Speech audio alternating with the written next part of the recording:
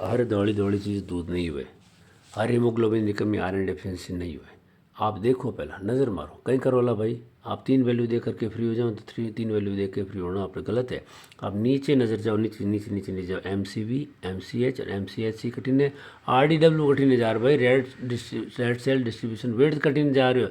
और विड्थ पता हुआ कि मोने इन्यूमरेबल साइज रे सेल्स है कि मोने बिल्कुल होमोजेनस सेल्स है। तो आपने ठा पड़ जाए एनआइसोसाइटोसिस है कर कहीं ये मोने, तो आपने अगर ये आइडिया नहीं बनेला तो भाई जी आप कहीं ठा पड़ेला, आप कहीं ट्रीट करो ला। हर टाइम आप पैथोलॉजिस्ट कन भेजो, पैथोलॉजिस्ट भी देखो ईश्वर देव एड़ा इतना चौखा इतना एक्सपर्ट को मिले नहीं, तो आपकी और बुरी हालत हो जाए।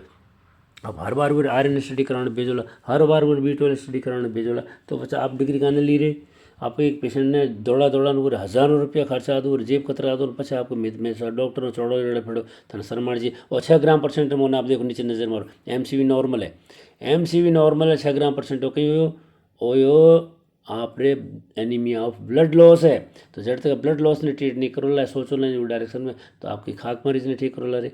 तो आपने अगर से मरीज आ रहे हो और MCV कम है, तो RDW देखो, RDW अगर वो ज़्यादा है तो आपने कई संभावना देखो पासी पासी मेजनर स्कोर देखो, RBC ने और MCV ने आपस में मोने MCV divided by RBC, Mentzer score अगर 13 कम है तो भैया बीटा थैलेसीमिया ट्रीट है। तो ये मोने आपने हीमोग्लोबिन री इलेक्ट्रोफोरेसिस करानी पड़ेला, HbA2 देखना पड़ेला भाई जी। आप इनको अगर कर दो लेकिन आयरन ठोकाया जाओ और आयरन ठोकाया जाओ और आयरन लोड दे करके आप हीमोसिड्रोसिस मरीज ने मार देला नहीं।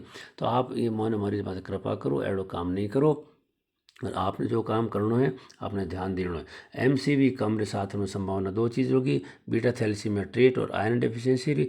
आप CBC बिल्कुल हाका कर के भाई साहब मैं आयरन डेफिशिएंसी हूँ, हाका कर के दे आपने कि मैं बीटा थैलेसीमिया ट्रीट हूँ। तो आपने देखना पड़ेगा MCV डिवाइडेड बाई RBC, अगर 13 कम आ रही है तो मेजनर स्कोर 13 कम है तो बीटा थैलेसीमिया ट्रीट है, और आप मेजनर स्कोर 13 ज़्यादा है तो आयरन डेफिशिएंसी की संभावना अपने आप ज़्यादा होगी, ठीक है ना। और MCV सारा लाल RDW पैरामीटर करीब करीब नॉर्मल लिमिट में चल रहा है, फिर भी हीमोग्लोबिन कम है, तो फिर संभावना बन जाएगा आप एनीमिया ऑफ ब्लड लॉस भी बन सके, एनीमिया ऑफ क्रॉनिक डिजीज भी बन सके। तो ये संभावना ने आप देखो पर टटोलर मरीज ने सामने पड़ी रही बीमारी तो ठा पड़ जाओला कि क्रॉनिक डिजीज अठे हो आगे स्पेरोसाइटोसिस हेला मारे, तो डॉक्टर साहब ने कही डॉक्टर ने हेलो मारी है पर कि डॉक्टर ध्यान नहीं दियो हमारी तरफ तो रहो।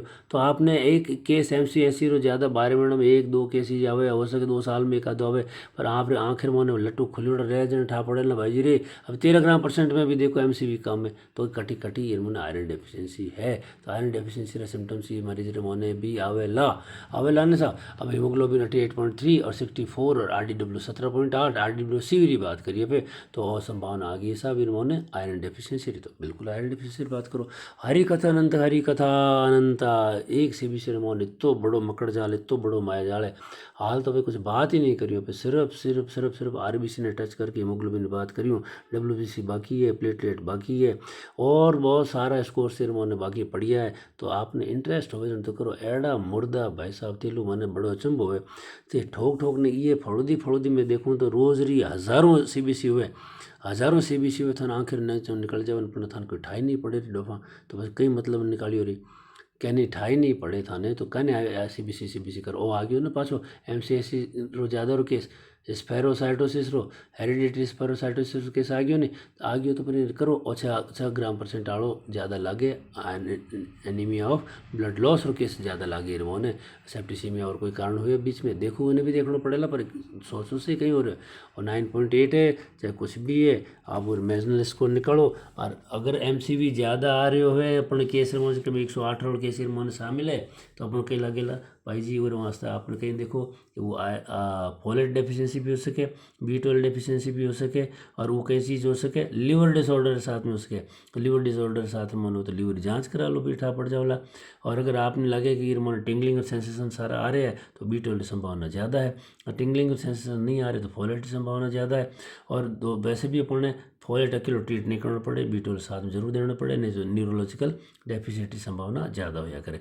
तो अपन कहीं करना पड़ेगा सा कि हमारा आपने मैक्रोसेटिक आ गयो है, तो मैक्रोसेटिक अगर आ जाओ आपके सामने तो आप कहीं करोला और PBF कराओला तो मोने मल्टी लोब्ड अगर जे आ गई हुए ल्यूकोसाइट्स तो बहुत क्लियर हो जावे। तो आप ध्यान दो पार पड़ेला, अन्यथा आपकी इज्जत डूब जावेला सा।